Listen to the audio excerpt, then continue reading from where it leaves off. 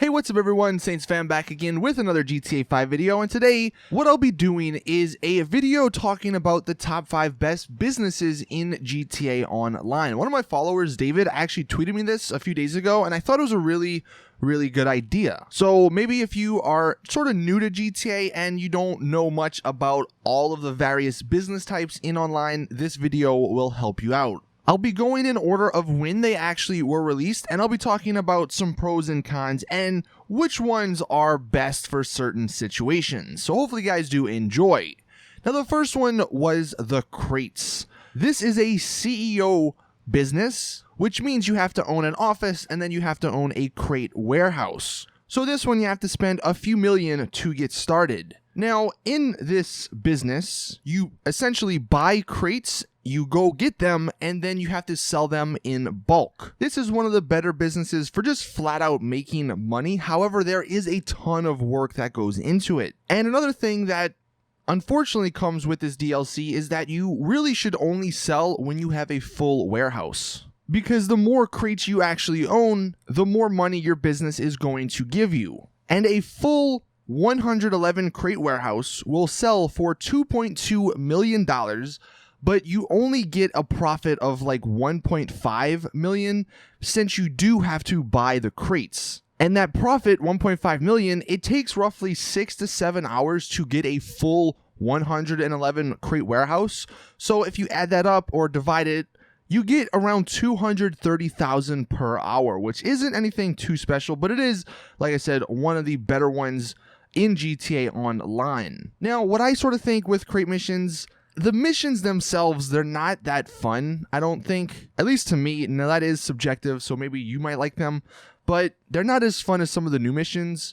And I just remember the sell missions being really frustrating, because they give you, these slow planes or these slow vehicles, and especially now with all these new aircraft, the oppressors, like if you're in a public lobby with other people, it's not going to be worth it. Maybe if you're in a solo public lobby, it might not be bad, but the one downside, and this is a huge downside to the crate business, is that if you die, you lose all your money, because you have to put money in to get this whole business to work, basically. Like if you have a full warehouse and you're selling the $2.2 million worth of crates, if someone blows that up, then you lose that money. So all in all, it's not horrible, but it's not anything great. I think it's just too much work, and the fact that you can lose a lot of money just doesn't make it worth it. Next on the list, we have the MC businesses, and the one I'll be talking about is the cocaine, just because the other 4 are not worth it at all. It's the cocaine pays the most amount of money, and it's really the only one you should think about purchasing. So with the MC businesses, this was the introduction of the passive income. This is where you get the supplies, you steal them or you buy them, and then you don't do anything. The business runs itself, and then whenever it's full, you have to sell it. So all you have to do is the beginning and the end. There's no like middle part. You're just waiting. So with this one, the cocaine lab fills in about 5 hours, and then it does sell for 420,000. Roughly comes out to around 80,000 per hour when you factor in everything else. Now that obviously is nowhere near the 226,000 per hour that the crate warehouse sells, but again, this is passive income. This is something that you just let run, and then when it's full, you sell.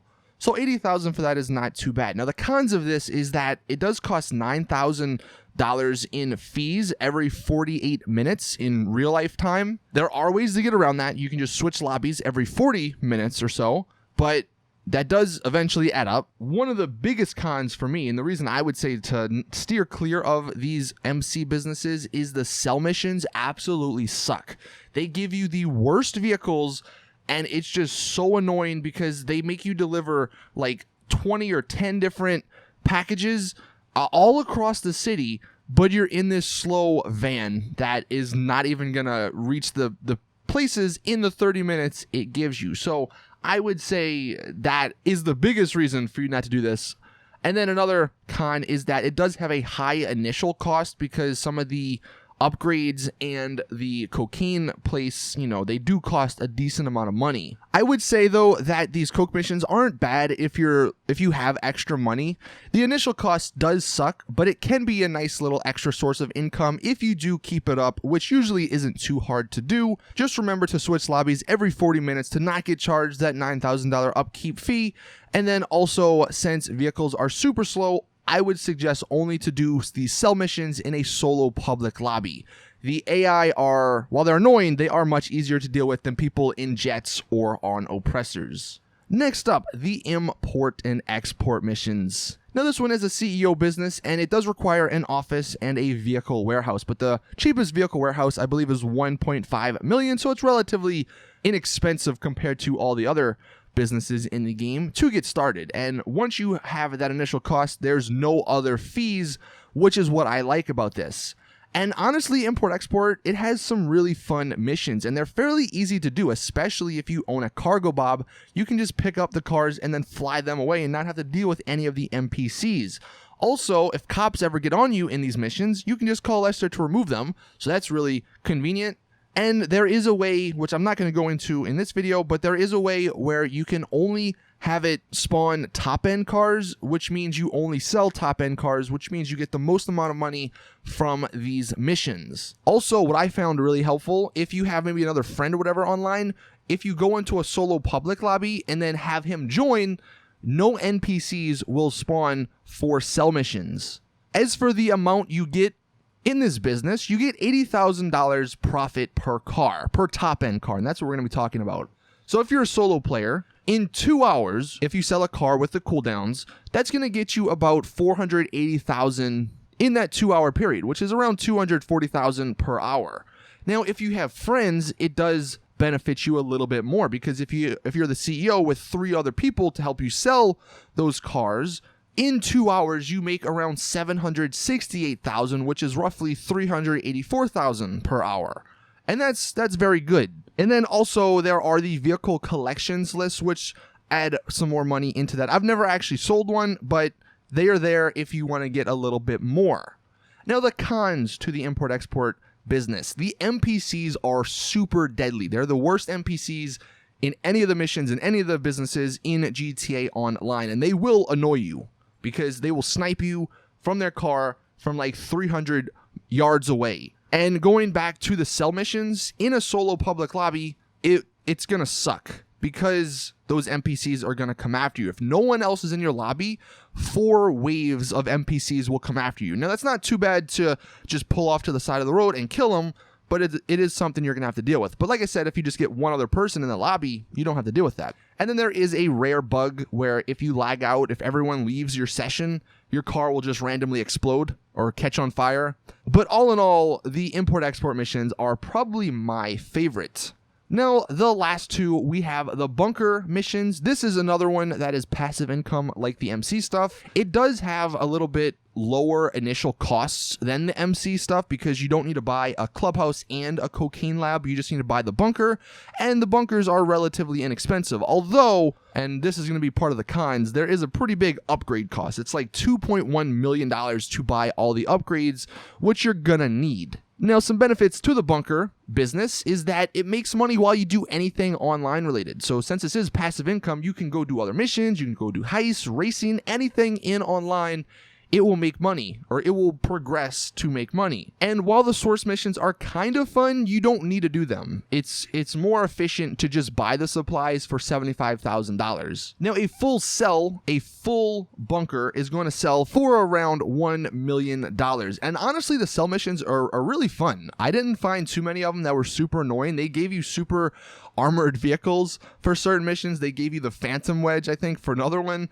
And it's just really fun because it doesn't feel like a drag. And another benefit of these bunker missions is that it's also good for solo players, because waiting doesn't actually matter. You could sell at the beginning, or you could sell when it's full. It doesn't matter. You get the same amount of money in the same time period. So if you sell at or before the number in your bunker hits 175,000, you will only get 1 vehicle in the sell mission, which is very convenient for solo players. Now, the cons, there are a few. Like I said, the big upgrade costs. It costs $2.1 million to get all the upgrades. And it also, like the MC business, has a pretty big upkeep fee of $9,400. And that happens every 48 minutes. And it does take a long time to fill up. It takes around 11 hours, almost 12 hours to get a full bunker. All in all, though, the amount per hour you get is a little bit more than the cocaine stuff. This one's about 90,000 per hour. And it's not bad. Honestly, this is probably my second favorite business in the game. And then that leads us to the Hangars, the one that just came out, Smuggler's Run stuff. This one probably has some of the most fun missions I've played in a business, but what you'll see is that the pay is just super bad, so I would just stay clear of these missions. Basically, what you do is you collect the stock and then you sell it in bulk, like some of these other businesses. In the missions themselves, you get to fly awesome aircraft and some of the unreleased ones, so that's pretty fun. And honestly, most of the sell missions are pretty fun. The ones I had, at least, were pretty cool. Although I did hear from a few people that a few of them, like I heard one with a Titan, is very frustrating. But most of them are pretty good. For solo players, though, this is a no-go. It would take so long to fill up a full 50 crate hangar by yourself. Now, with friends, it's a little bit quicker because it would only take you 13 tries if you had 4 people to fill it up, so it's not too bad. But for solo players, you would have to do that 50 times, and that's just way too much. And the payout, it's only $10,000 per crate, which adds up to only $500,000. But then there are some bonuses which increase it to around $800,000 or so. And then I think if you're in a full lobby, you can sometimes get it to like $1 million. But still, that's just, it's not worth it. What I would suggest maybe with the hangar stuff is fill it up and then just wait until there's another 2 times event so you can sell it and get some decent cash. But the hangar missions, while it's probably the most fun, it's just not worth it in terms of pay. So all in all, out of these 5 missions, the best ones, at least to me, and look, you can let me know your thoughts in the comment section, but I would say Import-Export is number 1, Bunker is number 2, Hangars number 3, MC is number 4, and then crate missions are number 5. The MC and the crate missions, I don't find that fun. One, the crate missions, the fact that you can lose money, I don't like that. And then with the MC business, I just don't like the sell missions. At least with the hangar missions, I will have fun while getting the materials. When I go and sell them, I'll be pretty pissed because I don't get enough money. Bunker, I'm kind of just in between, like I'm fine with it. It just sucks I gotta wait so long.